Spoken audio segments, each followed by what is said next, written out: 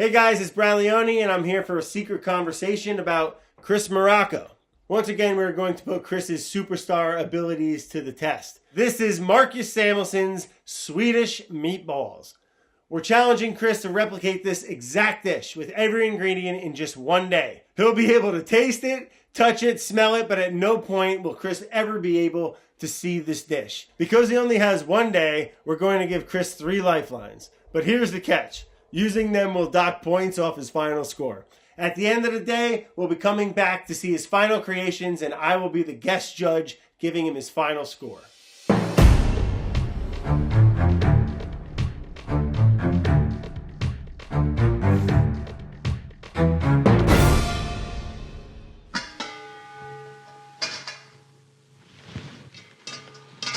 Throughout like all of kind of like quarantine and COVID and everything, I think I've been eating like nothing but like burgers, pizza, and nachos. So if it's anything but those things, like I probably don't have a chance of getting it at all. First thing that came to mind is that I smell pickle, almost like you're getting like special sauce, you know?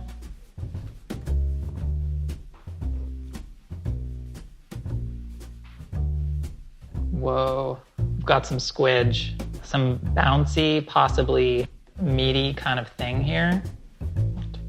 Can't count. 4. And then there's like a whole separate, oh God, soft things everywhere. You know, like when you did your first haunted house as a kid.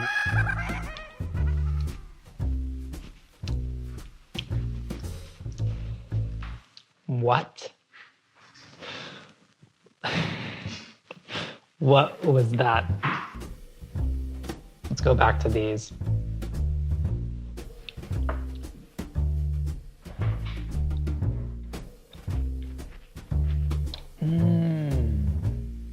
It's like what I was smelling is not at all what I'm tasting right now. I'm getting, I would want to say like a beef meatball, but with like a pretty high proportion of bread in it. Like the sweetness is very pronounced. I think that's what was kind of giving me that like that sweet and sour kind of pickle aspect, like almost like a bread and butter pickle. But I never in a million years would have guessed that it was coming from a meatball. I think I just got a piece of parsley in the meatball or outside of the meatball. So I'm moving on from the meatballs. Wait, hold on. Oh, there was a pickle there. Okay, so like I'm feeling slightly relieved and gratified that there does seem to be a full sour pickle. It's too quiet in here. Can you just pipe in Brad's voice just like booming around in the back, like clattering his friggin' fermentation crocks? And then there was like a pool of some kind of saucy thing over here. I'm guessing that that's lingonberry jam with some kind of like Swedish meatball or something. The only issue being I have no idea what goes into Swedish meatballs or what in fact makes them Swedish. Whatever amount of crispiness that was on the exterior of this meatball has been reduced by the fact of, you know, being kind of simmered in that sauce. Would it make sense for it to all be stovetop? It probably would, right? I feel like there's a little bit of like really finely chopped onion in there somewhere. What's in the sauce though? What's in the sauce? Like I'd want to say that there would probably be some beef broth. This fruit preserve, it's like almost not as sweet as the sauce is. So point being like how much of that do you have to put into the sauce in order to get the sauce to read as sweet as it is, you know? Do you just put outright sugar in the sauce of like a meatball? I mean, maybe. All right, I don't know. I think that's like as far as I can go with it. What is that? Your kids have a Nintendo Switch? I'm hoping they make it well into teenagerhood before they ever even realize that such a thing as a Nintendo even exists. Are you kidding? I feel like I wouldn't put it past you all to give me a Marcus Samuelsson recipe so that I have to like fail at it and then have to like look him in the eye for like the next like, 5 years at Bon Appetit and never live it down that like I don't know what a Swedish meatball is. Oh, let's just back up for a second. We have a whole new kind of like sort of format where I have like basically a day to taste the dish and execute the dish a couple of times. I'm gonna come up with a list here. We'll get ingredients in, and then I'll have kind of a couple of shots at doing this. Ground 20% beef, panko, or bread. Maybe we'll go with bread on this. We'll try bread first. Yellow, onion, garlic, egg. For the sauce, let's say beef broth, white wine. I'll put brandy with a question mark, and let's see if anybody happens to have a bottle of brandy lying around. Red or white wine, then. Flour question mark, sugar, lingonberry jam, and sour pickles. I mean, there's not that many ingredients here. We're gonna come back, hopefully I'll have all this stuff here and we'll be ready to go with the first pass. So we'll see. They gave me a bottle of wine that has some wine gone from it, but not that much wine. Same thing with our good old E&J brandy here. Like, did you specifically direct them to take some of the liquid out of there, and just like pour it right down the drain just to mess with my head? I don't know. This is kind of what I'm wondering. Let's make our meatball mixture. I'll sear them, and then we can talk about how to construct our sauce. So I still don't really know. I just want to make this like super fine because I don't really want much texture from it. It sucks to have to cook off onion or other alliums before putting them in a meatball. I feel like you want just really finely chopped onion or something in there. Am I 100% on that? Not 100% on anything today, Garlic, I would put it in a meatball. Is it 100% in there? I don't know. I never know with meatballs. Is it bread or is it breadcrumb? Maybe we should just see if Summer has breadcrumbs. You know what I mean? Summer, do you have just plain breadcrumbs? I do. Okay. I feel like we're finally getting somewhere. All right, so that was a cup of just regular breadcrumb. That's a half a cup of milk. So this is called a panade. It's a mixture of, bread, an egg or other liquid. So like that's a lot of business, kind of going into ground beef. There could be another meat mixed in with ground beef, but I just feel like it's pretty annoying to call for 1/3 of a pound of beef, 1/3 of a pound of pork, 1/3 of a pound of veal. But anyway, if that's what's going on in this recipe, I apologize in advance for saying that. We're gonna add some salt to this. Wait, is this the coarse Morton's like come back to like haunt my soul? It's like gravel. Black pepper, are they really just this simple? Oh, thanks for reminding me to put the onion in. John, I like seriously, I just expect a little more. I think we'll do kind of like 3 tablespoons maybe. So like something like in that range. All right, these are starting to get a little big. This is like the Italian in me coming out. All right, so that is math, right? A nice even 17. No recipe ever calls for a prime number of anything. So I'm just using some neutral oil. I feel like I could have made them even smaller. The nice thing about browning meatballs on the stovetop is just that you have a ton of control, right? It can kind of cook through sort of gently in the sauce, like after the fact. When I've seen Swedish meatballs, I'm thinking like seriously, like, IKEA cafeteria. I think of something that's like in a little bit more of like gravy, but I don't feel like I tasted gravy this morning. I think we're gonna want to pull these out after they're all like really nicely browned, brown the other half, and then these are really gonna have to finish cooking through in our sauce. Feels a little crazy to even be thinking about putting brandy in this, but I think we're gonna do it. Almost smells like caramel, like that vanilla kind of quality to it. I mean, at least you guys got a show, right? Maybe it's a question of like wine and vinegar going in like at the same time. I don't know, we're kind of all over the road here, but let's go with like white wine vinegar Hold on, I'm throwing it back. We're going with red wine vinegar. Let's do a couple tablespoons of this now.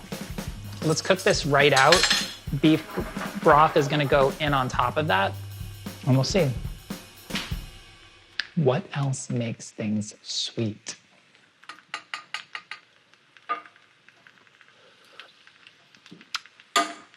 Not more of this.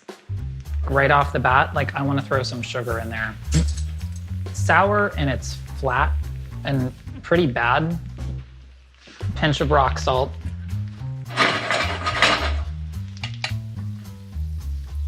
Still kind of burns with acidity, but now that we've got some beef broth in there, if the flavors are in a reasonable place, then we'll drop the meatballs in and then just let it cook down around them.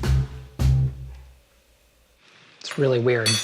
With the broth in there, it's like it almost wants to be sweeter and more sour. The lingonberry could definitely be part of it. What I do think is interesting about these is that it's not very sweet and it's not super sour. So I don't know, let's just like go for it. Screw it, right? It can only get worse.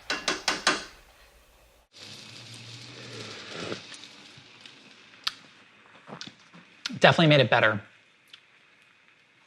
Made it a lot better.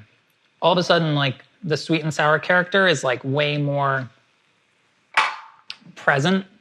I want to cook these meatballs through, but I also want to take this mixture like right down until it's kind of glazy. I think the biggest doubt that I have is just about when you taste sweet and sour, what's it coming from? Like if you're looking for something kind of like, you know, briny and salty, like obviously like pickle brine is great. Do I feel like pickle brine makes sense though? Like not really. Like, I'm gonna give myself a not fucking bad with this one. Let's plate it up.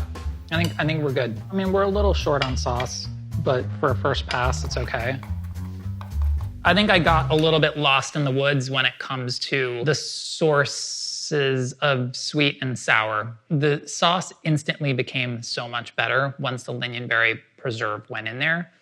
I'd say like in ingredients, like I'm maybe around like a 78 right now. The vinegar or the brandy or the wine, like 1 to 2 of those probably can come out. Also, there very well could be onion or shallot kind of sweated down in the sauce that is also missing. So taste, you know, I think we have that kind of crispy gone soggy edge very well represented here. Some of that browning is a little too far. But I feel pretty good about just the overall kind of construction and approach. I think I'm like, you know, at like an 88 there. That feels pretty good to me.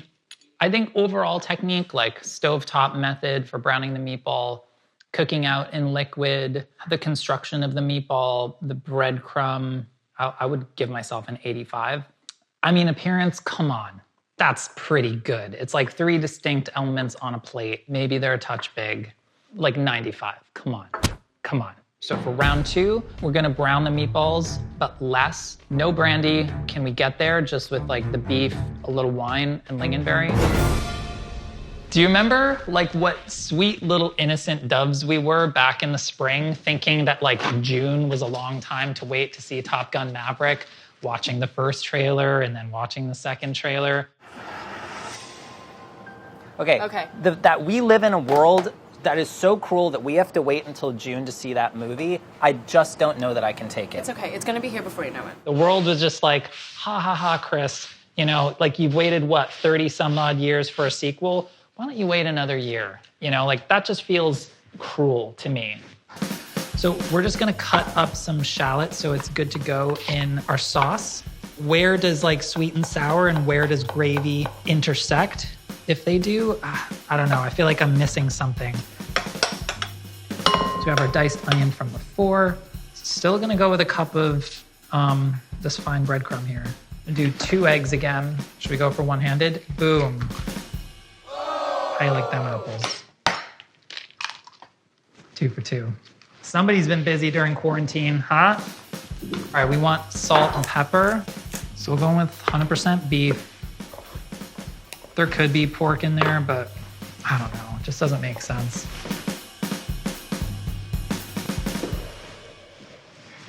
Not a prime number. So So we're going for a little less browning this time.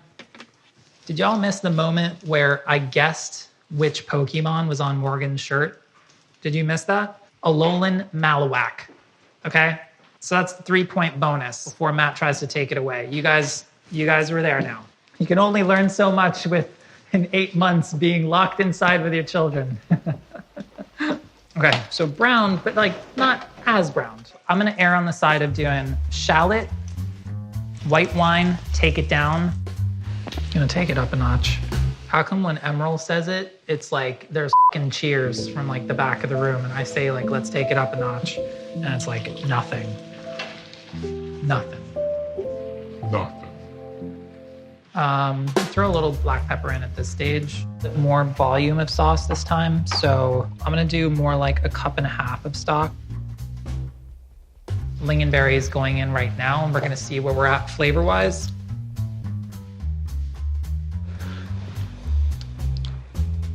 It's nowhere near enough. Let's double it. And we have like plenty of fat here. We have plenty of gelatin from like that nice beef broth.